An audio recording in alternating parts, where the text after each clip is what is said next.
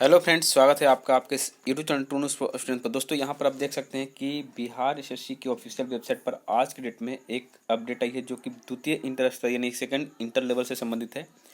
तो important notice regarding advertisement number 2/2023 second inter level combined competitive examination. तो दोस्तों इसका चलिए ओपन करते हैं और जानते हैं कि इसमें क्या कुछ कहा गया इस नोटिस के माध्यम से। तो दोस्तों यहाँ पे आप नोटिस देख सकते हैं और ये नोटिस आज का ही है और इस नोटिस में कहा गया है कि आयोग के आवश्यक सूचना ज्ञापन संख्या इतना दिनांक 1/11/2023 द्वारा विज्ञापन संख्या 1/2023 द्वितीय इंटर स्तरीय संयुक्त प्रतियोगिता परीक्षा हेतु परीक्षा शुल्क जमा करने की अंतिम तिथि 9 दिसंबर 2023 एवं आवेदन समर्पित करने की अंतिम तिथि 11 दिसंबर 2023 निर्धारित की गई है और उसके अनुसार उपयुक्त दोनों कार्य निर्धारित तिथि तक सुनिश्चित करें। और बाकी अपडेट के लिए आप बीएसएससी की वेबसाइट को चेक कर सकते हैं।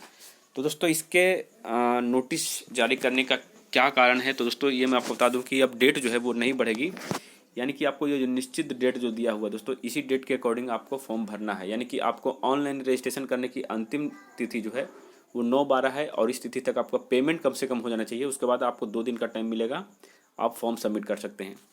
अब इस वीडियो में हम बात करेंगे कि क्या बीएसएससी जो है आपको मॉडिफिकेशन का लिंक जारी करेगी, यानी कि कोई भी गलतियां अगर आपने की हैं बीएसएससी इंटर लेवल फॉर्म भरते समय तो क्या उसमें कुछ बदलाव कर सकते हैं या फिर एडिट कर सकते हैं। दोस्तों ऐसा कोई मौका बिहार एसएससी तो नहीं देती है, इसलिए मैं आपको पहले ही सावधान कर दे रहा हूँ। बहुत पहले ही मैंने बताया था, जब वीडियो स्टार्ट किया था इस नोटिफिकेशन का जब शुरुआत हुआ था तब भी मैं आपको बताया था कि इसमें कोई सुधार का मौका नहीं मिलता है और ना ही आगे भविष्य में आपको मिलेगा। ठीक है, इसमें सुधार क्या क्या हो सकता है भविष्य की अगर बात करें आने वाले दिनों में, यानी जब मेंस का फॉर्म भरिएगा तो वहाँ पे क्या क्या सुधार होंगे उसके बारे में चर्चा करें।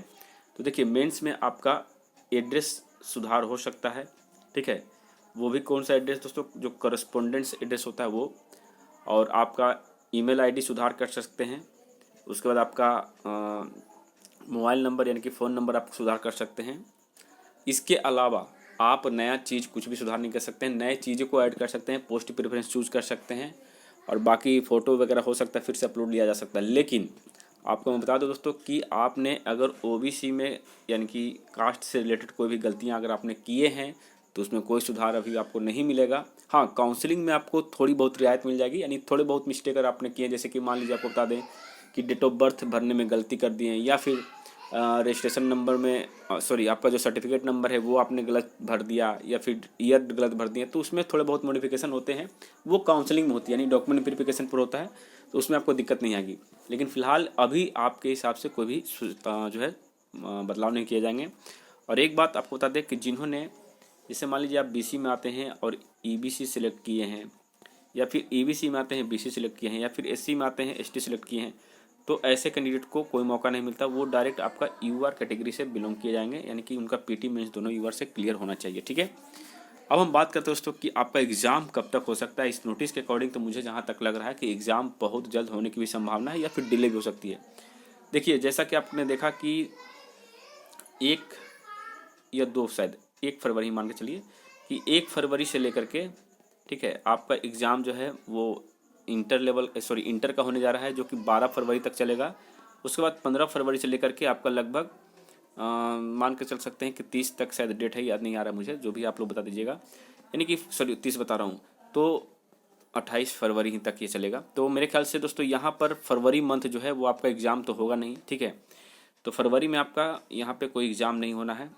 मार्च के अगर महीने की बात करें दोस्तों तो मार्च में कुछ एग्ज़ाम्स हैं जो कि लिए जाने की संभावना है, इसके साथ ही बीएसएससी इंटर लेवल भी लिया जा सकता है, लेकिन मैक्सिमम संभावना अब जो बनकर आ रही है वो कहीं ना कहीं जनवरी में भी दिख रही है।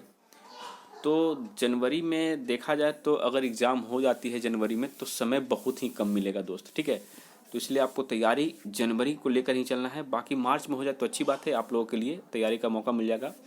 अदरवाइज आप जनवरी मानकर ही तैयारी करिए, क्योंकि बिहार एसएससी है, कुछ भी कर सकती है, कभी भी कर सकती है। ठीक है, तो मेरे ख्याल से जनवरी में तो इससे संभावनाएं कम है, बहुत ही कम है, रेयर चांसेस है। लेकिन इसी को आप रेयर चांस को ही अपना एक फिक्स टाइम मान के चलिए कि 15 जनवरी के आसपास या 15 जनवरी के बाद आपका कहीं एग्ज़ाम हो जाए तो।